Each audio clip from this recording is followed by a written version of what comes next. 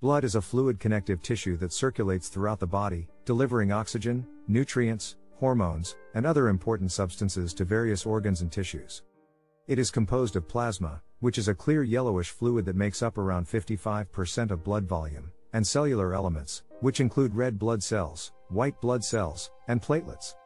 Red blood cells, also called erythrocytes, are responsible for carrying oxygen from the lungs to the body's tissues and organs. White blood cells, also known as leukocytes, help to defend the body against infections and foreign invaders. Platelets are small, disc-shaped cells that help to form blood clots and stop bleeding when blood vessels are damaged. Blood also plays a critical role in regulating body temperature, pH balance, and maintaining homeostasis. The average adult has around 5 liters of blood in their body, and blood is constantly being replenished and renewed throughout a person's lifetime. RBC stands for red blood cells, which are also called erythrocytes. They are the most common type of blood cell and are responsible for carrying oxygen from the lungs to the body's tissues and returning carbon dioxide from the tissues back to the lungs to be exhaled. RBCs are disc-shaped cells that are filled with a protein called hemoglobin, which gives them their characteristic red color.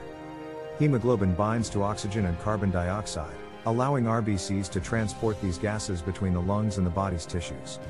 The number of RBCs in the blood is important for overall health.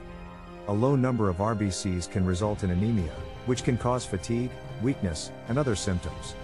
A high number of RBCs can be a sign of various medical conditions, including polycythemia, which can lead to problems with blood flow and an increased risk of blood clots.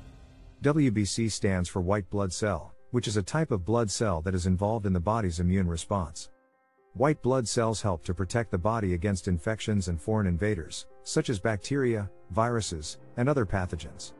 There are several different types of white blood cells, including neutrophils, lymphocytes, monocytes, eosinophils, and basophils.